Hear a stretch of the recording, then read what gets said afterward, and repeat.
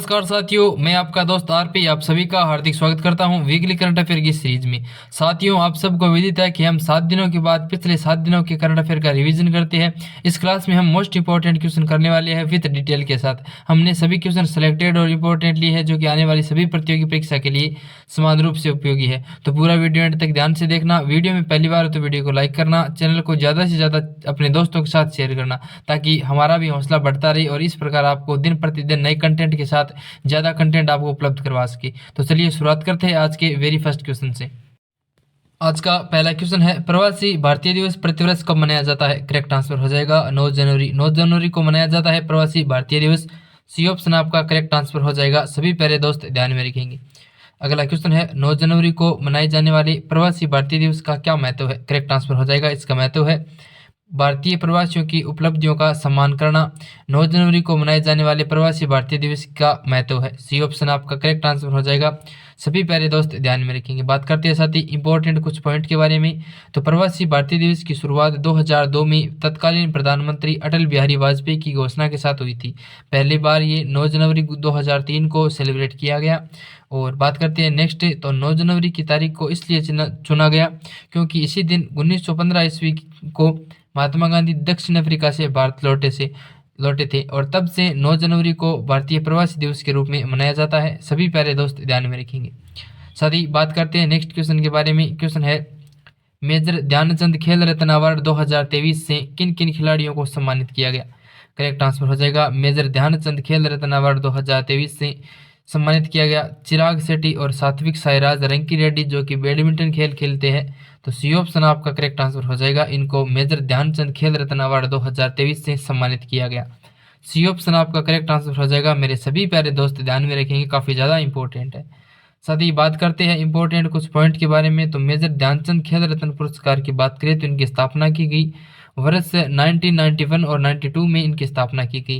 बात करते हैं ये खिलाड़ियों को पिछले 4 वर्षों की अवधि में किसी खिलाड़ियों द्वारा सबसे उत्कृष्ट प्रदर्शन के लिए मेजर ध्यानचंद खेल रत्न अवार्ड दिया जाता है, जिनकी शुरुआत 1991 और 1992 में की गई। बात करते हैं इस पुरस्कार में एक पदक, एक प्रमाण पत्र और 25 लाख का नगद पुरस्कार शामिल है मेजर ध्यानचंद खेल रत्न पुरस्कार में। तो मेरे सभी प्यारे दोस्त इस जानकारी को ध्यान में रखेंगे, वेरी मोस्ट इंपॉर्टेंट है। ठीक है साथी, बढ़ते हैं आज के नेक्स्ट क्वेश्चन की तरफ। क्वेश्चन है, CBRE रिपोर्ट के अनुसार कौन सा राज्य भारत में MSME क्षेत्र में शीर्ष के 3 योगदानकर्ताओं में से एक के रूप में उभरा है और MSME परिदृश्य में इसका कितना प्रतिशत हिस्सा है? करेक्ट आंसर हो जाएगा। MSME में इस परिदृश्य में वह राज्य कौन सा है जिनका कितना प्रतिशत हिस्सा है? तो वो हो जाएगा उत्तर प्रदेश राज्य है MSME में, जिनका 9% हिस्सा है CBRE रिपोर्ट के अनुसार। सभी प्यारे दोस्त ध्यान में रखेंगे। बात करते हैं MSME क्या होता है, क्या है इसका मतलब।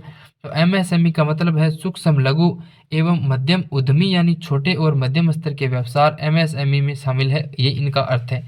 बात करते हैं MSME सेक्टर का भारत के सामाजिक आर्थिक विकास में महत्वपूर्ण योगदान है। यही वजह है कि इसे भारतीय अर्थव्यवस्था की रीढ़ की हड्डी भी कहा जाता है MSME को। सभी प्यारे दोस्त ध्यान में रखेंगे, काफ़ी ज़्यादा इंपॉर्टेंट है, ये भारत की अर्थव्यवस्था की रीढ़ की हड्डी है। नेक्स्ट क्वेश्चन है, एलिजाबेथ वॉरेन किस देश की प्रधानमंत्री थी जिन्होंने हाल ही में इस्तीफा दिया है? करेक्ट आंसर हो जाएगा एलिजाबेथ वॉरेन जो कि प्रधानमंत्री थी वो आपका करेक्ट आंसर हो जाएगा फ्रांस देश के प्रधानमंत्री थी एलिजाबेथ, जिन्होंने हाल ही में इस्तीफा दिया है, जो कि फ्रांसीसी प्रधानमंत्री है। एक एलिजाबेथ वॉरेन 62 वर्ष की आयु में प्रधानमंत्री बनने वाली केवल दूसरी महिला थी जिन्होंने हाल ही में अपने प्रधानमंत्री पद से इस्तीफा दे दिया है। अगला क्वेश्चन है, पश्चिम बंगाल में अनुसूचित जाति और जनजाति क्षेत्रों के छात्रों के लिए मुख्यमंत्री ममता बनर्जी द्वारा शुरू की गई नई सामाजिक कल्याण योजना का क्या नाम है? तो क्या हो जाएगा नई सामाजिक कल्याण योजना का नाम? तो इसमें आपका करेक्ट आंसर हो जाएगा अनुसूचित जाति और जनजाति के लिए योग्यश्री योजना शुरू की गई, जो कि काफ़ी ज़्यादा इंपॉर्टेंट है। डिटेल से कुछ पॉइंट जान लेते हैं। इस योजना के तहत राज्य भर में 50 प्रशिक्षण केंद्र खोले जाएंगे जहाँ अनुसूचित जाति और जनजाति क्षेत्र के छात्र प्रतियोगी परीक्षाओं के लिए मुफ्त प्रशिक्षण प्राप्त कर सकेंगे और इसके अनुसार अतिरिक्त 46 केंद्र सरकारी नौकरियों और सिविल सेवाओं के लिए इच्छुक अनुसूचित जाति और जनजाति के छात्रों को मुफ्त में प्रशिक्षण देंगे इस योजना के तहत। तो काफ़ी ज़्यादा इंपॉर्टेंट है, सभी मेरे प्यारे साथी ध्यान में रखेंगे। बढ़ते हैं साथी नेक्स्ट क्वेश्चन की तरफ। क्वेश्चन है, हाल ही में किस राज्य में कॉलेज फंगथासी मिशन की शुरुआत की गई? करेक्ट आंसर हो जाएगा फंगथासी मिशन है जो कि कॉलेज का एक मिशन है, तो मणिपुर राज्य में इनकी शुरुआत की गई। बी ऑप्शन आपका करेक्ट आंसर हो जाएगा। डिटेल से जान लेते हैं। मणिपुर के मुख्यमंत्री एन बीरेन सिंह ने बिष्णुपुर जिले में विभिन्न विकास प्रतियोगिताओं का शिलान्यास और उद्घाटन करते हुए कॉलेज फंगथांसी मिशन की शुरुआत की है। वहीं बात करते हैं, मुख्यमंत्री ने कहा कि कुल मिलाकर 24 कॉलेजों को मिशन के तहत लिया गया है और प्रत्येक महाविद्यालय में 2.5 करोड़ रुपए की लागत से सुविधाएं विकसित की जाएगी इसे कॉलेज फंगथांसी मिशन के तहत। अगला क्वेश्चन है, चंदुम्बी महोत्सव हाल ही में किस राज्य में मनाया गया? तो करेक्ट आंसर हो जाएगा चंदुम्बी महोत्सव है वो हाल ही में असम राज्य में मनाया गया। बी ऑप्शन आपका करेक्ट आंसर हो जाएगा। सभी मेरे प्यारे साथी ध्यान में रखेंगे। डिटेल से कुछ पॉइंट जान लेते हैं। हाल ही में असम राज्य में चंदुबी झील के किनारे चंदुबी महोत्सव का आयोजन किया गया। बात करते हैं, ये आयोजन है जो महोत्सव है वो प्रतिवर्ष नए साल के पहले दिन चंदुबी झील के किनारे 5 दिनों के लिए आयोजित किया जाने वाला एक महोत्सव है। और चंदुबी महोत्सव का उद्देश्य है असम के इस जैव विविधता हॉटस्पॉट को इको टूरिज्म को बढ़ावा देना ही इस चंदुबी महोत्सव का मुख्य उद्देश्य है। अगला क्वेश्चन है, इस साल जुलाई में यूनेस्को की विश्व धरोहर समिति की अध्यक्षता कौन सा देश करेगा? करेक्ट आंसर हो जाएगा 2024 में करेगा भारत देश यूनेस्को की विश्व धरोहर समिति की अध्यक्षता। डी ऑप्शन आपका करेक्ट आंसर हो जाएगा। डिटेल्स से कुछ पॉइंट जान लेते हैं। ये पहला मौका होगा जब भारत यूनेस्को की विश्व धरोहर समिति की अध्यक्षता करेगा। यह यूनेस्को की एक समिति है। वही बात करते हैं, विश्व धरोहर समिति ने अपने 19वें सत्र में 46वां सत्र भारत मतलब नई दिल्ली में आयोजित करने का निर्णय लिया था, जो 21 जुलाई से 31 जुलाई 2024 तक आयोजित किया जाना अनिवार्य है। अगला क्वेश्चन है, भारतीय स्टेट बैंक ने ग्रीन बॉन्ड जारी करने में कितना पैसा जुटाया है? तो $250 मिलियन पैसा जुटाया है। ग्रीन बॉन्ड जारी करने में भारतीय स्टेट बैंक मतलब SBI ने अपना पैसा जुटाया है। बी ऑप्शन आपका करेक्ट आंसर हो जाएगा। सभी प्यारे दोस्त ध्यान में रखेंगे। अगला क्वेश्चन है, इंटरनेशनल पर्पल फेस्ट 2024 का आयोजन कहाँ किया जा रहा है? करेक्ट आंसर हो जाएगा इंटरनेशनल पर्पल फेस्ट 2024 का आयोजन गोवा भारत में किया जा रहा है। ये ऑप्शन आपका करेक्ट आंसर हो जाएगा। बात करते हैं साथ ही कुछ इंपॉर्टेंट डिटेल से कुछ पॉइंट। तो यह कार्यक्रम गोवा के विकलांग व्यक्तियों के लिए राज्य आयुक्त कार्यालय द्वारा समाज कल्याण निदेशालय के सहयोग से आयोजित किया जाता है। वहीं बात करते हैं, महोत्सव का उद्देश्य उद्घाटन समारोह के लिए योजनाबद्ध संगीत, नृत्य और मनोरंजन में आकर्षक प्रदर्शन के साथ विकलांग व्यक्तियों की प्रतिभा को प्रदर्शित करना ही इसका मुख्य उद्देश्य है। साथ ही बात करते हैं नेक्स्ट क्वेश्चन की। क्वेश्चन है, श्री मंदिर परिक्रमा परियोजना का उद्देश्य किस मंदिर में सुधार करना है? करेक्ट आंसर हो जाएगा पुरी जगन्नाथ मंदिर में श्री मंदिर परिक्रमा परियोजना का उद्देश्य सुधार करना है। डिटेल से कुछ पॉइंट जान लेते हैं। ओडिशा के मुख्यमंत्री नवीन पटनायक ने 17 जनवरी को जगन्नाथ पुरी हेरिटेज कॉरिडोर का उद्घाटन करेंगे। वहीं बात करते हैं, इस पुरी ओडिशा में स्थित जगन्नाथ मंदिर विष्णु के एक रूप जगन्नाथ को समर्पित एक महत्वपूर्ण हिंदू मंदिर है और इसे भारत के 4 धाम तीर्थ स्थलों में से एक माना जाता है। वही बात करते हैं इसके निर्माण की, तो अवंती के राजा इंद्रधुमन ने मूल मंदिर का इसका निर्माण करवाया। और वर्तमान निर्माण की बात करें तो 10वीं शताब्दी का है इसका वर्तमान निर्माण। सभी प्यारे दोस्त इस जानकारी को ध्यान में रखेंगे। बढ़ते हैं साथ ही नेक्स्ट क्वेश्चन की तरफ। क्वेश्चन है, एशियाई ओलंपिक क्वालिफायर में पुरुषों की 10 मीटर एयर पिस्टल टीम स्पर्धा का स्वर्ण पदक किस टीम ने जीता? करेक्ट आंसर हो जाएगा, इसमें भारत ने जीता। एशियाई ओलंपिक क्वालिफायर में पुरुषों ने 10 मीटर एयर पिस्टल में स्वर्ण पदक। डिटेल से जान लेते हैं। वरुण तोमर, अर्जुन सिंह चीमा, उज्जवल मलिक की भारतीय टीम ने कुल 1740 का स्कोर बनाकर शीर्ष स्थान हासिल किया है। वहीं ईरान ने रजत पदक जीता, वहीं कोरिया ने कांस्य पदक जीता है इस प्रतियोगिता में। तो सभी प्यारे दोस्त ध्यान में रखेंगे, काफ़ी ज़्यादा इंपॉर्टेंट जानकारी है। बढ़ते हैं मेरे प्यारे दोस्त नेक्स्ट क्वेश्चन की तरफ। क्वेश्चन है, ई गवर्नेंस विषय पर क्षेत्रीय सम्मेलन का उद्घाटन कहाँ किया जा रहा है? करेक्ट आंसर हो जाएगा, ई गवर्नेंस विषय पर क्षेत्रीय सम्मेलन का उद्घाटन किया जा रहा है वो गुवाहाटी में किया जा रहा है। सी ऑप्शन आपका करेक्ट आंसर हो जाएगा। मेरे सभी प्यारे दोस्त ध्यान में रखेंगे। नेक्स्ट क्वेश्चन है, ई गवर्नेंस पर क्षेत्रीय सम्मेलन गुवाहाटी असम में होगा और असम के राज्यपाल श्री गुलाबचंद कटारिया और केंद्रीय राज्य मंत्री डॉक्टर जितेंद्र सिंह सम्मेलन का उद्घाटन करेंगे। यह इसकी मुख्य विशेषता है। सभी प्यारे दोस्त ध्यान में रखेंगे, काफ़ी ज़्यादा इंपॉर्टेंट है। अगला क्वेश्चन है, इंडस फूड 2024 प्रदर्शनी का उद्घाटन किसने किया? करेक्ट आंसर हो जाएगा, इंडस फूड 2024 प्रदर्शनी का उद्घाटन किया पीयूष गोयल ने। बी ऑप्शन आपका करेक्ट आंसर हो जाएगा। बात करते हैं डिटेल से कुछ पॉइंट। तो केंद्रीय मंत्री पीयूष गोयल ने विविध खाद्य पारिस्थितिकी तंत्र को प्रदर्शित करने वाली प्रदर्शनी इंडस फूड 2024 का उद्घाटन किया है। वहीं आयोजन India exposition mart greater Noida में किया जा रहा है इसका आयोजन, जो कि विविध खाद्य पारिस्थितिकी तंत्र को प्रदर्शित करने वाली इंडस फूड 2024 का उद्घाटन। अगला क्वेश्चन है 2024 में चंद्र मिशन के लिए एस्ट्रोबोटिक एक टेक्नोलॉजी द्वारा तैनात इंदर लैंडर का नाम क्या है? करेक्ट आंसर हो जाएगा एस्ट्रोबोटिक टेक्नोलॉजी द्वारा तैनात चंद्र लैंडर का नाम है पेरेग्रीन लैंडर। डी ऑप्शन आपका करेक्ट आंसर हो जाएगा। डिटेल से जानते हैं। 50 वर्षों से अधिक वर्षों में पहला अमेरिकी इंदर लैंडर कमर्शियल डिलीवरी के साथ चंद्रमा की ओर रॉकेट लॉन्च करेगा। अगला क्वेश्चन है अडानी पोर्ट्स के नए सीईओ के रूप में किसे नियुक्त किया गया? तो अडानी पोर्ट्स के रूप में नए सीईओ नियुक्त हुए अश्विनी गुप्ता। सी ऑप्शन आपका करेक्ट आंसर हो जाएगा। डिटेल से जान लेते हैं। वह निसान मोटर्स के पूर्व वैश्विक मुख्य परिचालक अधिकारी थे। वहीं अपनी कंपनी ने सीईओ करण अडानी को प्रबंध निदेशक की भूमिका को पदोन्नत किया है इस क्षेत्र में, जो कि अडानी ग्रुप में है। सभी प्यारे दोस्त ध्यान में रखेंगे, काफ़ी ज़्यादा इंपॉर्टेंट जानकारी है। दोस्तों अपने भाई की इस मेहनत को आप पसंद करते हो तो वीडियो को लाइक करना और ज़्यादा से ज़्यादा अपने दोस्तों के साथ शेयर करना, ताकि इसी प्रकार मैं आपको कंटेंट उपलब्ध करवा सकूँ।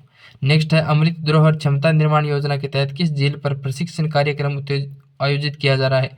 तो चिल्का झील जो कि ओडिशा में है, यहाँ किया जा रहा है कार्यक्रम आयोजित। बी ऑप्शन आपका करेक्ट आंसर हो जाएगा। डिटेल से जाते हैं। इस पहल के अंतर्गत 15-15 दिनों के 2 प्रशिक्षण कार्यक्रम, वैकल्पिक आजीविका कार्यक्रम, पर्यटन नाविक प्रमाण पत्र आयोजित किए जाएंगे। और इस कार्यक्रम के पहले फेज में 5 प्राथमिकता वाले रामसर स्थल, मतलब वो कौन कौन से हैं? तो सुल्तानपुर राष्ट्रीय उद्यान, सिरपुर वेटलैंड, यशवंत सागर, भितरकनिका राष्ट्रीय उद्यान और चिल्का झील इसमें शामिल है, इस 5 प्राथमिकता वाले रामसर स्थलों में। अगला क्वेश्चन है टाटा पावर ने हाल ही में किस राज्य में 70,000 करोड़ के निवेश की घोषणा की है? करेक्ट आंसर हो जाएगा तमिलनाडु। तमिलनाडु में की है टाटा पावर ने हाल ही में 70,000 करोड़ के निवेश की घोषणा। डिटेल से कुछ पॉइंट जान लेते हैं। टाटा पावर ने अगले 5 से 7 वर्षों में तमिलनाडु के 10 गीगावाट सौर और पवन ऊर्जा क्षमता विकसित करने के लिए 70 करोड़ रुपए के निवेश की घोषणा की है। वही बात करते हैं टाटा पावर के सीईओ और एमडी प्रवीर सिन्हा ने 8 जनवरी को चेन्नई में तमिलनाडु ग्लोबल इन्वेस्टर मीट की घोषणा की है। अगला क्वेश्चन है 2023 में श्रीलंका के पर्यटन के लिए स्रोत बाजारों की सूची में कौन सा देश शीर्ष स्थान पर रहा और आगमन में कितने प्रतिशत योगदान दिया? करेक्ट आंसर हो जाएगा भारत रहा और 20% के साथ आगमन में इन्होंने योगदान दिया। बात करते हैं डिटेल से कुछ पॉइंट। तो 2023 में भारत श्रीलंका में पर्यटन के लिए स्रोत बाजारों की सूची में शीर्ष स्थान पर रहा। भारत ने कुल आगमन में 20% वृद्धि के साथ योगदान दिया और वर्ष के दौरान 3 लाख से अधिक भारतीय पर्यटक श्रीलंका आए। इसके बाद में रूस 1,97,000 पर्यटक श्रीलंका से आए। अगला क्वेश्चन है विभिन्न विभागों की अतिरिक्त जिम्मेदारियों के साथ साथ छत्तीसगढ़ के मुख्यमंत्री के सचिव के रूप में किसे नियुक्त किया गया? करेक्ट आंसर हो जाएगा बसवराजू एस को। डी ऑप्शन आपका करेक्ट आंसर हो जाएगा। सभी मेरे प्यारे दोस्त ध्यान में रखेंगे, जो कि छत्तीसगढ़ के मुख्यमंत्री सचिव है। अगला क्वेश्चन है वाइब्रेंट गुजरात ग्लोबल समिट 2024 के 10वें संस्करण का विषय क्या है? करेक्ट आंसर हो जाएगा वाइब्रेंट गुजरात ग्लोबल समिट 2024 के 10वें संस्करण का विषय है गेटवे टू द पावर। अगला क्वेश्चन है वाइब्रेंट गुजरात ग्लोबल समिट के मुख्य अतिथि कौन थे? करेक्ट आंसर हो जाएगा मोहम्मद बिन जायद अल नाहयान। ये ऑप्शन आपका करेक्ट आंसर हो जाएगा वाइब्रेंट गुजरात ग्लोबल समिट के मुख्य अतिथि। नेक्स्ट है पीएम नरेंद्र मोदी ने गांधीनगर में वाइब्रेंट गुजरात ग्लोबल समिट के 10वें संस्करण का उद्घाटन किया। वहीं इस अवसर पर उन्होंने विश्वास जताया कि आने वाले वर्षों में भारी दुनिया की शीर्ष 3 अर्थव्यवस्थाओं में से हमारी एक व्यवस्था भारत की होगी। यूएई के राष्ट्रपति मोहम्मद बिन जायद अल नाहयान इस कार्यक्रम के मुख्य अतिथि रहे। वाइब्रेंट गुजरात ग्लोबल समिट 2024 10वें संस्करण के। अगला क्वेश्चन है 27वें राष्ट्रीय युवा महोत्सव का आयोजन किस शहर में किया जाएगा? करेक्ट आंसर हो जाएगा 27वें राष्ट्रीय युवा महोत्सव का आयोजन किया जाएगा नासिक। डिटेल्स से कुछ पॉइंट जान लेते हैं। प्रधानमंत्री नरेंद्र मोदी ने 12 जनवरी को महाराष्ट्र के नासिक में 27वें राष्ट्रीय युवा महोत्सव का उद्घाटन करेंगे और देश के युवाओं को संबोधित करेंगे। 12 जनवरी 2024 को स्वामी विवेकानंद की जयंती है और इसे राष्ट्रीय युवा दिवस के रूप में मनाया जाता है। काफ़ी ज़्यादा इंपॉर्टेंट है और मनाया भी गया। अगला क्वेश्चन है फ्रांस के नए प्रधानमंत्री के रूप में किसे नियुक्त किया गया है? वह इस पद को संभालने वाले सबसे कम उम्र के अधिकारी बन गए हैं। करेक्ट आंसर हो जाएगा फ्रांस के नए प्रधानमंत्री, जो कि सबसे कम उम्र के प्रधानमंत्री है। तो करेक्ट आंसर हो जाएगा इसमें आपका वो हो जाएगा फ्रांस के नए प्रधानमंत्री ग्रेवियल अटल है फ्रांस के नए प्रधानमंत्री, जो कि सबसे कम उम्र के नए अधिकारी बन गए हैं। डी ऑप्शन आपका करेक्ट आंसर हो जाएगा। डिटेल से कुछ पॉइंट जान लेते हैं।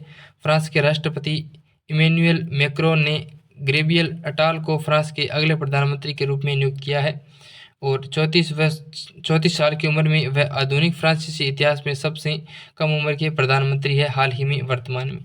सभी प्यारे दोस्त ध्यान में रखेंगे। अगला क्वेश्चन है, आईआईटी मद्रास का नया कैंपस किस देश में शुरू किया गया?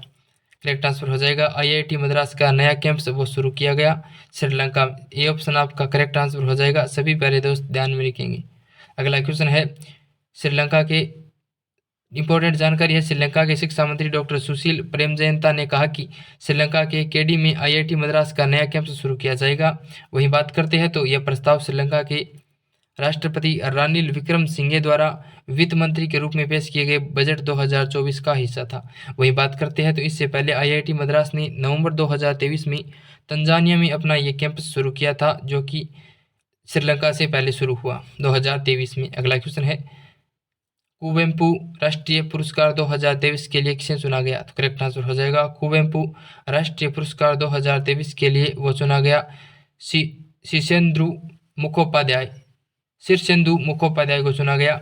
डिटेल से जान लेते हैं। शीर्षेंदु मुखोपाध्याय ने बंगाली भाषा में अपने कार्यों के माध्यम से भारतीय साहित्य में महत्वपूर्ण योगदान दिया है और कुवेम्पु राष्ट्रीय पुरस्कार 2023 में 5 लाख रुपए का नगद पुरस्कार और एक रजत पदक और एक प्रशस्ति पत्र शामिल है इस पुरस्कार में।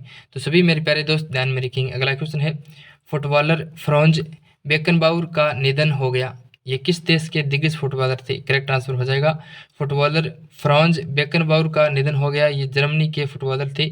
डी ऑप्शन आपका करेक्ट आंसर हो जाएगा। सभी मेरे प्यारे दोस्त ध्यान में रखेंगे। अगला डिटेल से जान लेते हैं। जर्मनी के महानतम फुटबॉल खिलाड़ियों में से एक है फ्रांज बेकनबाउर, जिनका 78 वर्ष की आयु में निधन हो गया है। एग्जाम ओरिएंटेड एग्जाम में पूछा जा सकता है, तो सभी प्यारे दोस्त ध्यान में रखेंगे।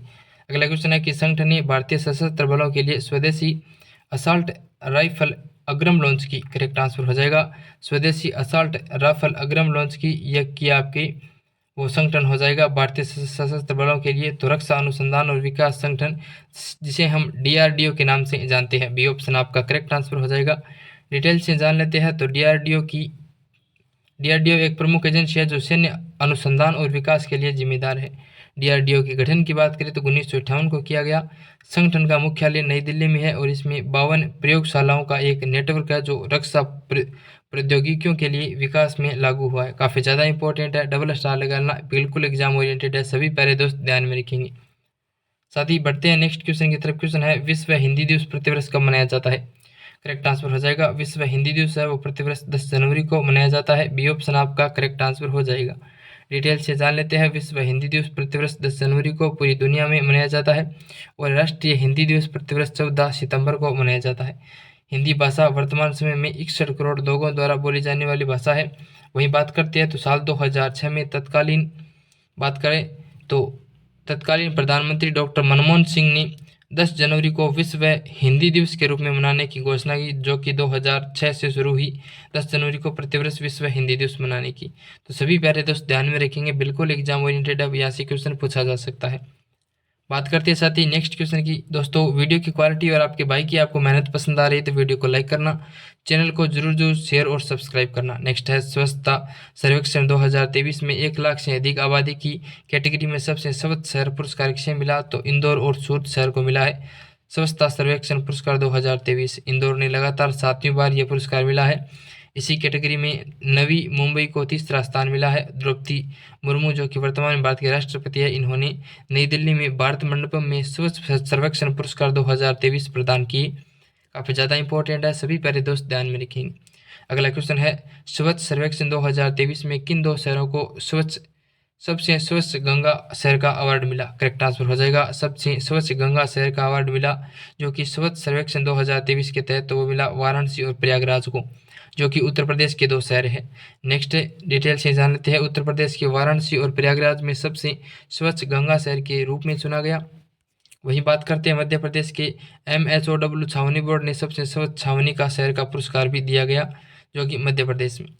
अगला क्वेश्चन है राष्ट्रीय युवा दिवस प्रतिवर्ष कब मनाया जाता है? करेक्ट आंसर हो जाएगा राष्ट्रीय युवा दिवस प्रतिवर्ष 12 जनवरी को मनाया जाता है।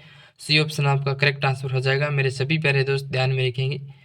डिटेल से जान लेते हैं। यह दिवस स्वामी विवेकानंद की जयंती पर मनाया जाने वाला एक अवसर पर मनाया जाने वाला त्यौहार है। भारत सरकार ने साल 1984 में आधिकारिक तौर पर राष्ट्रीय युवा दिवस की घोषणा की थी। 1985 में यह पूरे देश में मनाया जाता है।